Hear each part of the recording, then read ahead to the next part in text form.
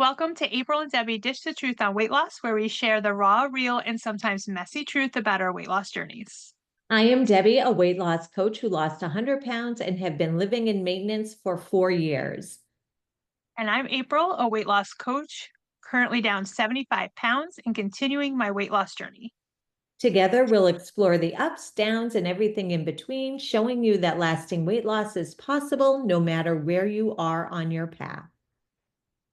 Yes. And this week, we are going to start off with an email we received from Laura. So I'm just going to read it and then we'll get into talking about it. All So right.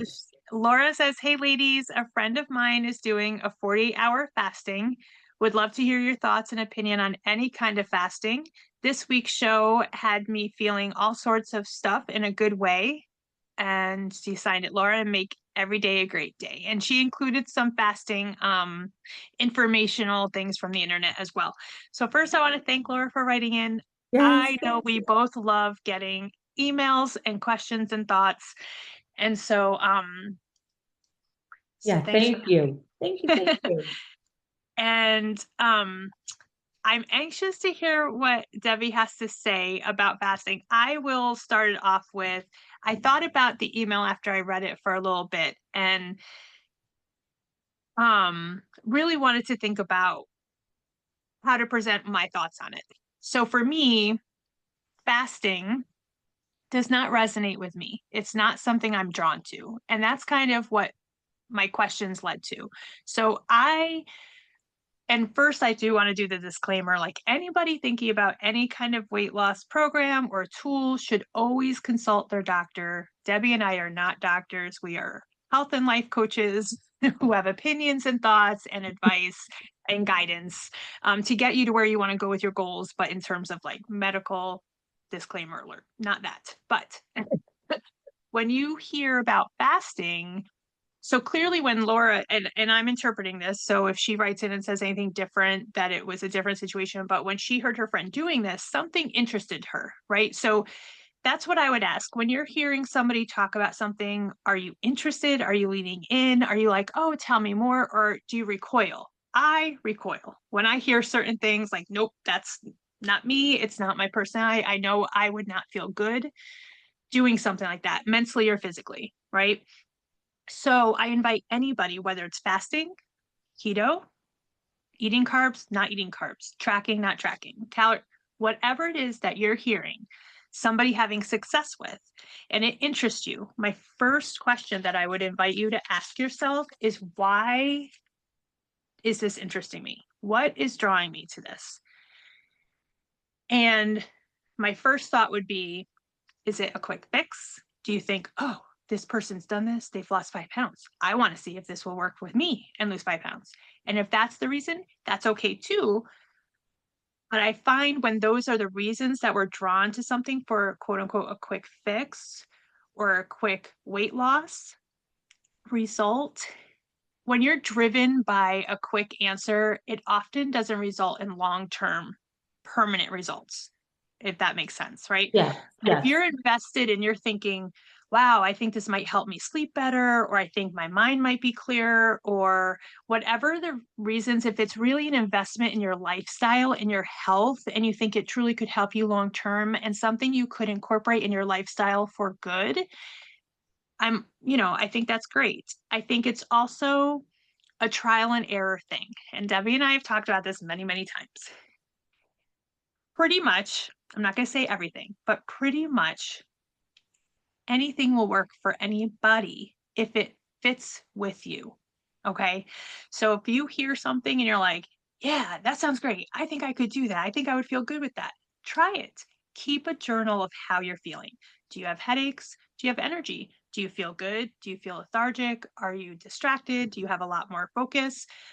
Pay attention to those things and write them down each day and see how those habits that you're working on forming are affecting you. And if it's affecting you in a positive way, then keep doing it. If it's not feeling good and you're not having a good feeling in your body, then maybe look at something else. But with questions like these, which we invite, but when it's a specific tactic, it's so individual. what works for one person may not work for another and vice versa, right? So this is where I'm going to ask Debbie like what her thoughts were when she read it. When I first read it, and I love everything that you said, um, especially we are not doctors. We just like to play them on TV. We really don't. We're life coaches and we're friends and we're women who Yeah, just yeah. love to share. Um, 48 hours scared the hell out of me. I'm not gonna lie. I mean, 48 hours without food sends my brain into this Mhm.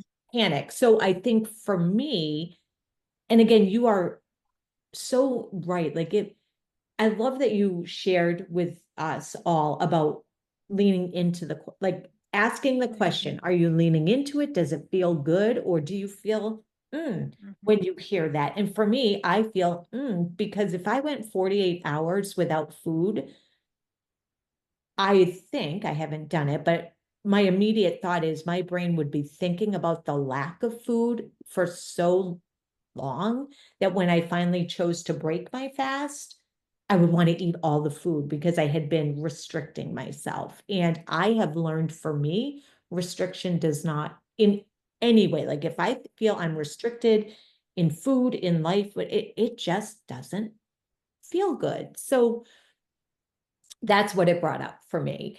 And I also think, intermittent fasting has become such a thing, and we all go through, or the diet industry seems to go through all these cycles like Oh yeah. no fat, low fat, no carb, all the carbs, red wine, dark chocolate. Like we can't Yeah. keep up with what we're supposed to be doing. And Yeah. we already, like last night, I stopped eating at probably 8 o'clock, and I was really proud of how I showed up yesterday, honoring the choices I made. And going back to last week's podcast, what would I think it was last week, but maybe even further, but what would I have changed Mhm. yesterday? I would have changed a big bowl of Cheez-Its that I didn't need, but felt I Mhm. did. So anyway, I digress. So I stopped eating at probably 7:30, 8 o'clock. It is now 8:18 here in Arizona, and I still Yeah. have and April and I are meeting early this morning. Kevin and I are going to go out for breakfast after. And so I've already fasted 13 hours. Like I think we naturally fast. Mhm. Mhm. And I asked if we're naturally fasting, and this is just a question, it's not a judgment, and it's not anything but just a curiosity. If we're already fasting, in some cases, 12 hours a day, and our bodies are living the life it is, just the way it is, does fasting work for my body? I don't know because I don't like when I want to lose weight or when I was at my heaviest and I was having that fast from sleep to wake, I was still not losing the weight because I was overeating in the daytime too. Do you know what Mhm. I'm saying? And I think it's taking a very long way to get around it, but I really think we naturally fast.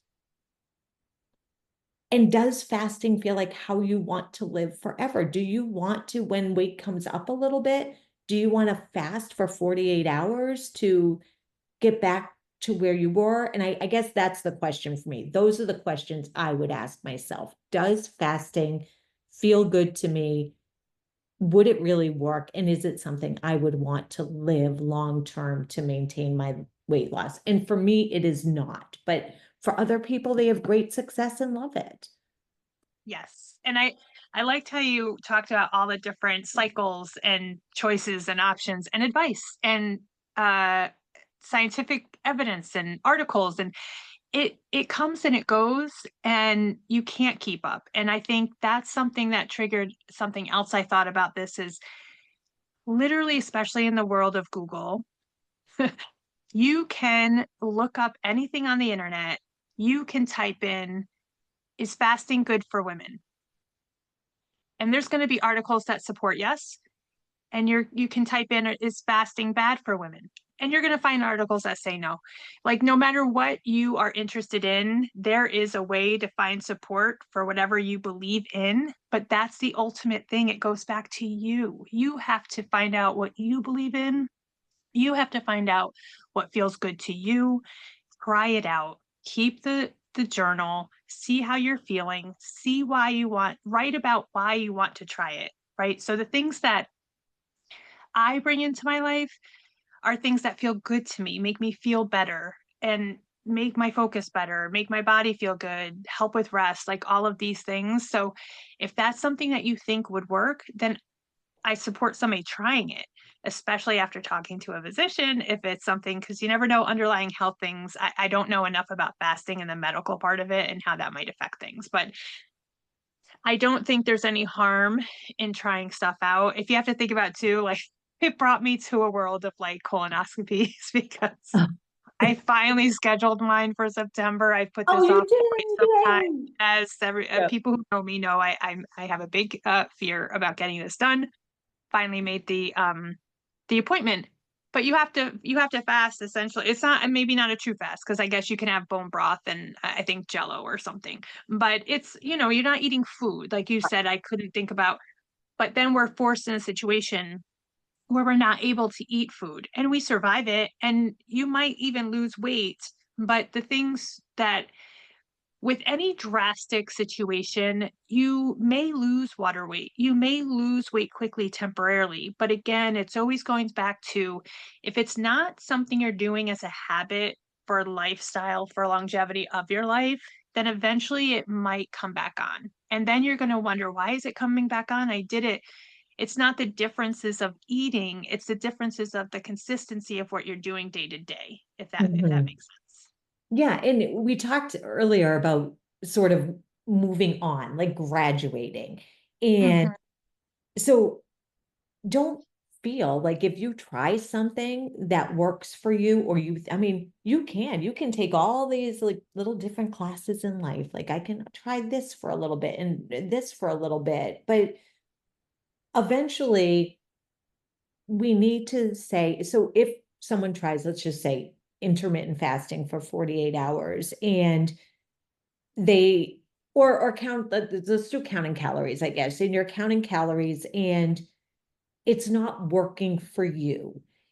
If you decide to move on to something else to try, like if you were to try Weight Watchers or fasting or something, these things that we move on from doesn't mean we failed something. It just didn't work for us. And I think that that is so important to remember too, is like, okay, try that and see if it works. And like you said, April, when you Google anything on intermittent fasting or anything, your favorite book, you can find people Mhm. who love it, who hate it. And it's how you ask the question, how Google will respond to you. So, do you think fasting is great? Yes, it's going to spit out all the reasons. What are all the problems with fasting? It's going to tell you all the things that are bad. So, it's Mhm. about making your choice. But for me, the thought of what would happen when the fast ended has me concerned because I know how I am. And so I don't feel it would work for me. And I like how you brought that up, how if you try something, it doesn't work, it's not a failure. It's never a failure. It's always learning and progressing towards figuring out what does work for you. So you brought up Weight Watchers and stuff too. Many of us, myself included, I think my mom brought me to Weight Watchers when I was 12 or 13. I was very young. Yeah, me And so too. I Yeah. have been on this dieting back and forth for quite some time.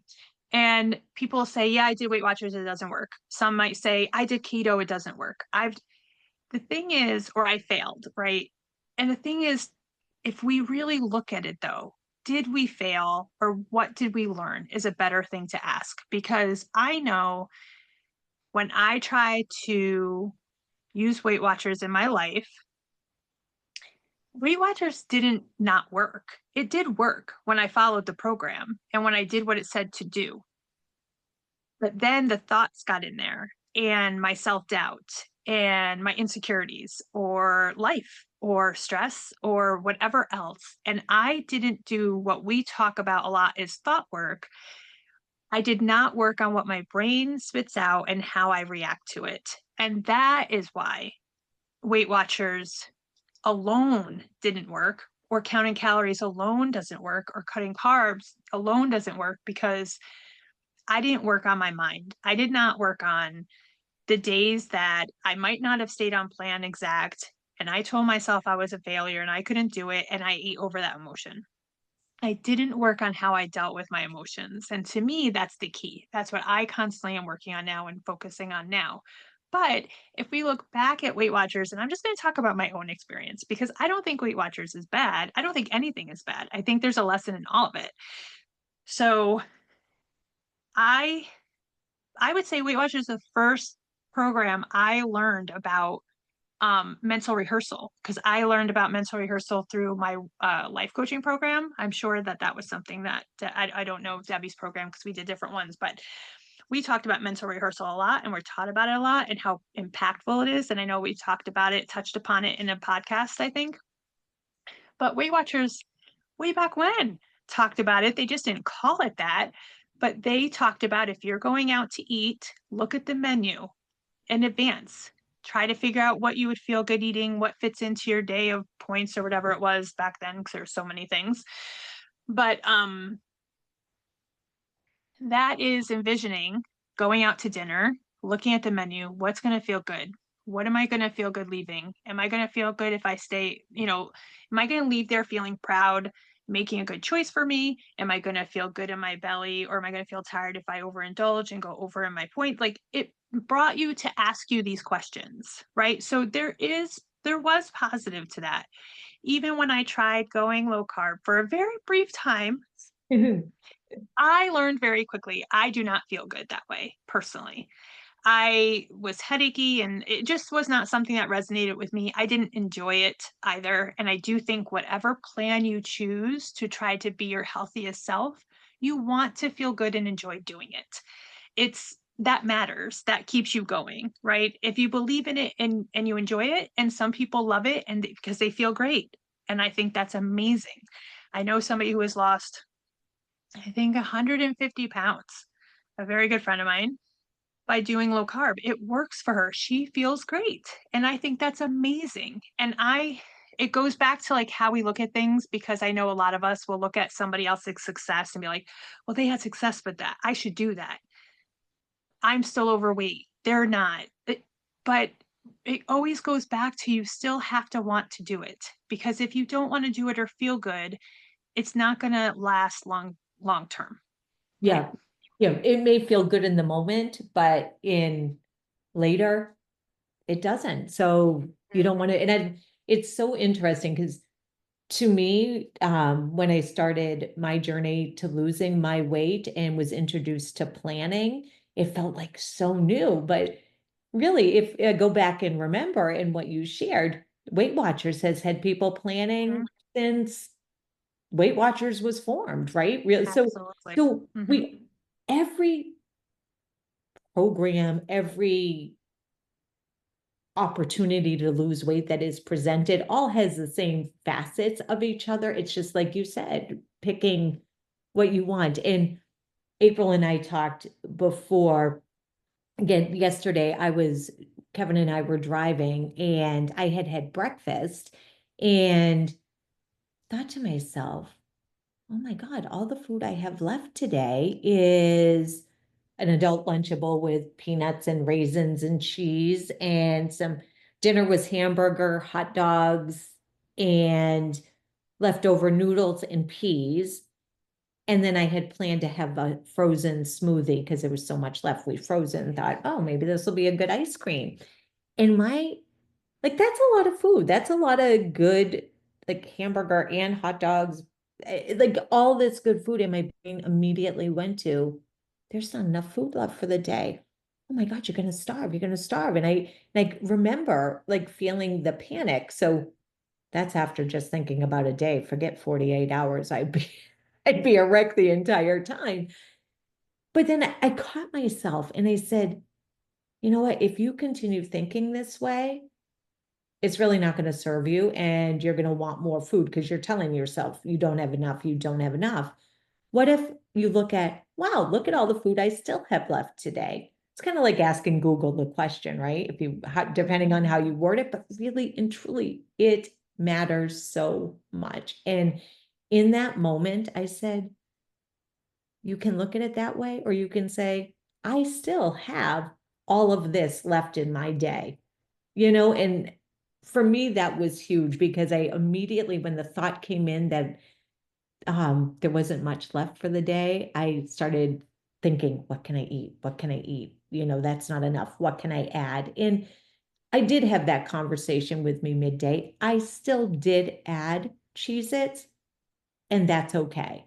And I understand why I probably did because of that conversation, but it's the practice of changing those thoughts. And April and I talk about thought work so much with you. And I think maybe dedicating a whole podcast to thoughts that we've changed and how it moved us forward might be fun. But because really losing weight, as April and I have said, comes down to our thoughts around it at the end of the day.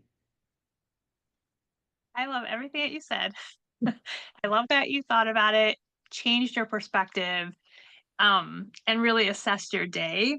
And I do think that would be a great podcast to talk about what thoughts we used to have and what we say to those thoughts now.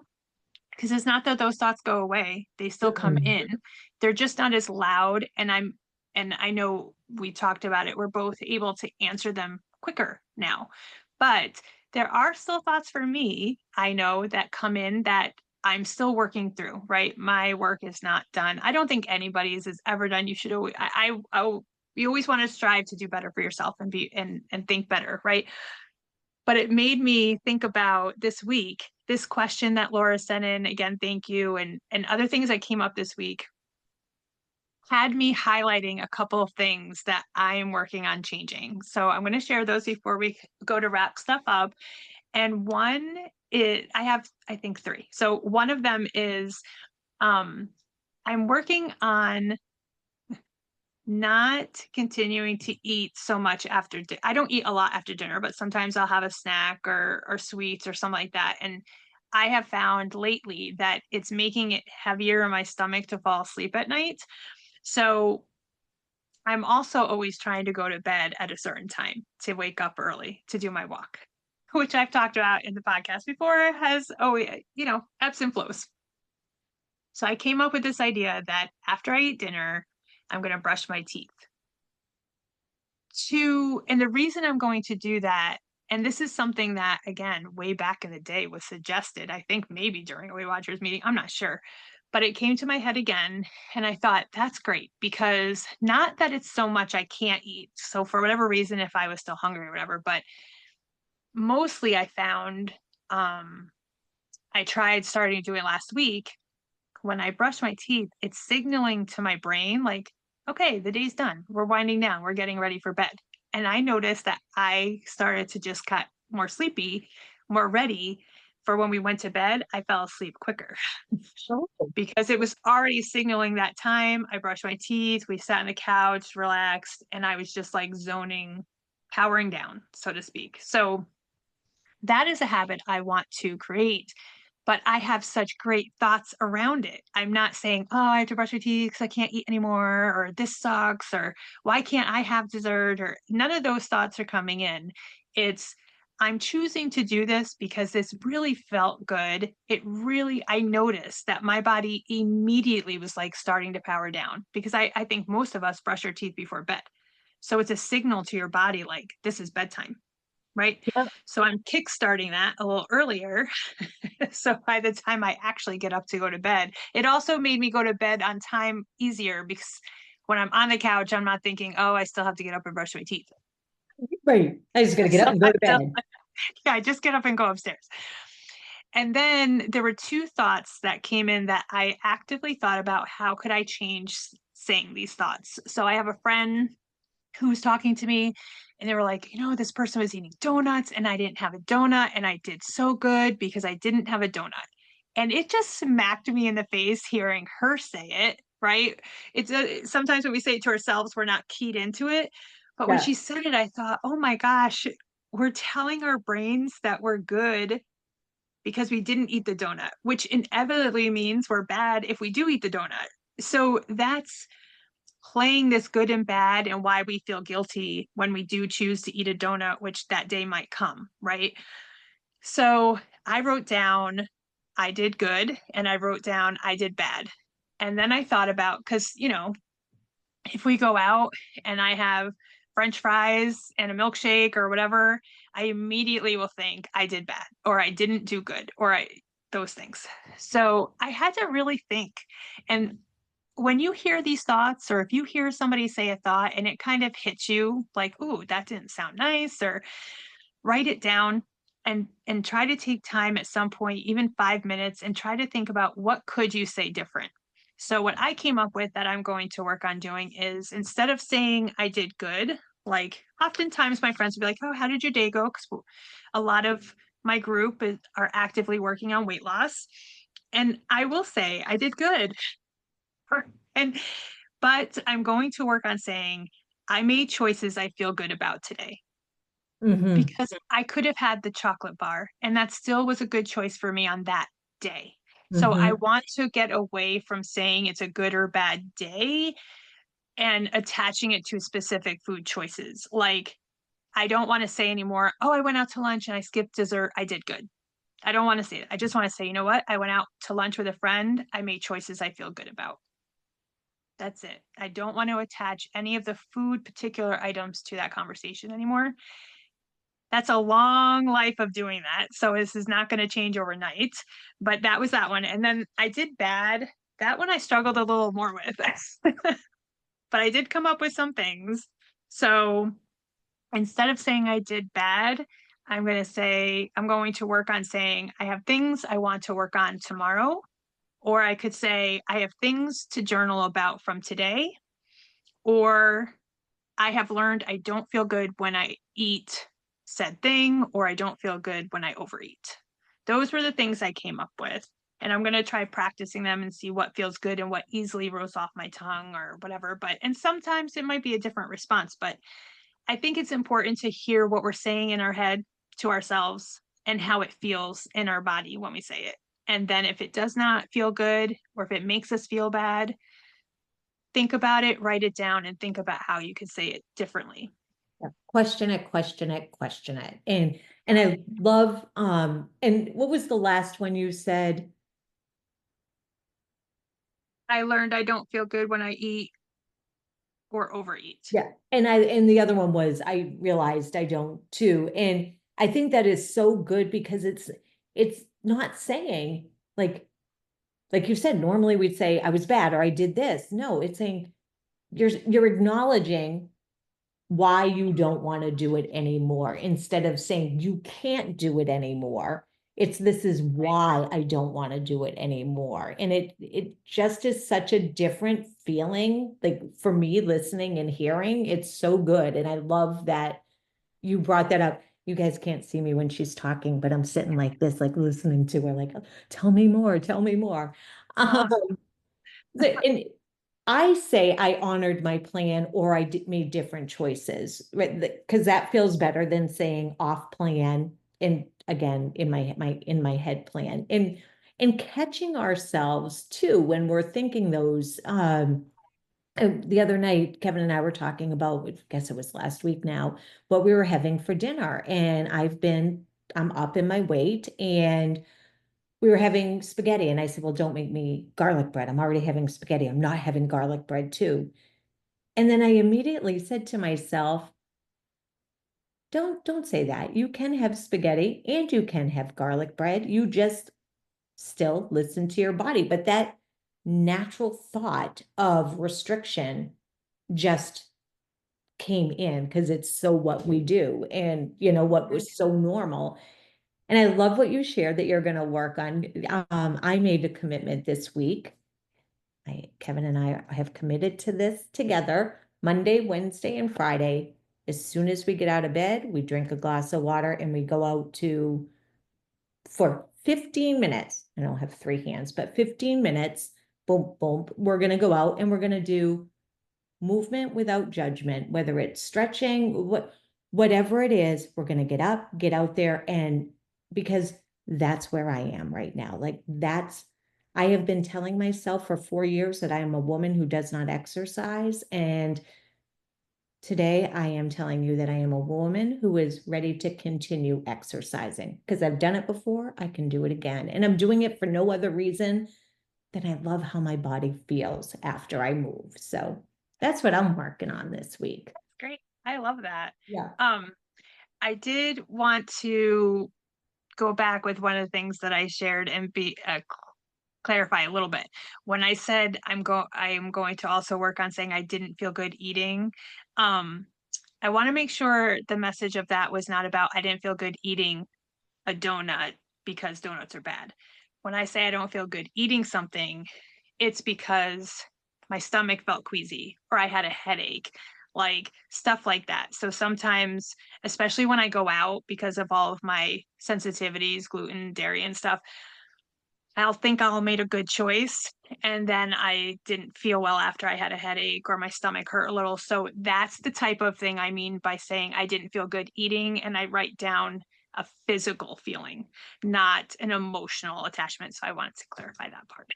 And I'm so glad you clarified that, April, because a lot of people don't check in. I mean, you and I have had conversations together about like my body reacts to different foods. And I never just thought, I never thought it was food. I just thought, oh, I have a yucky tummy, right? Like that's who I am. I have a yucky tummy. And, so really checking in with not like you said, not whether I was bad or good, but how did my body feel? And that's all that is our biggest message to everybody is how does your body feel when you're doing what you're doing to support your goals? And how does your brain think about it? Mhm. Like that's it. So I love that you shared that because it's not assessing how you feel isn't in your head to beat yourself up or to celebrate yourself. It's to feel how all of us, all of our being feels. Such a great thing to share and make us all aware of. Thank you. Oh, thanks. So good. So I guess that's our week this week. And April and I have goals that we are both working on, and we can share updates on our podcast episode next week. We'd love to hear what goal you're working on.